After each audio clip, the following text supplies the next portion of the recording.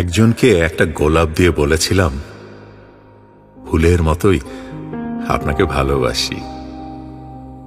জবাবে সে বলেছিল, সকালের ফুল বিকেলে শুকিয়ে যায়, আর শুকিয়ে যাওয়া ফুলের ঘ্রাণ থাকে না।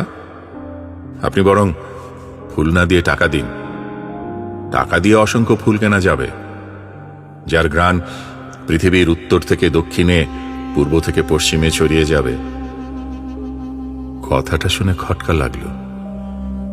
টাকার গায়ে কি এমন সুগন্ধি আছে যা হাজার হাজার মাইল অতিক্রম করে মানুষের নাসারন্ধ্রে প্রবেশ করতে পারে? শুনেছি টাকার গন্ধ শুকে শুকে নাকি অন্ধ কাঁটাতারের সীমানা অতিক্রম করতে পারে। ফাঁসির আসামির ফাঁসি রশিও নাকি ছেড়ে যায়, কয়েদখানার লোহার খাঁচাও উন্মুক্ত আকাশ হয়ে যায়।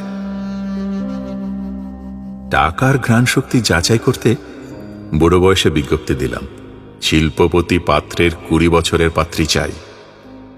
তাতেই হাজারো তরুণী রাজি। আমি তখন বুঝলাম,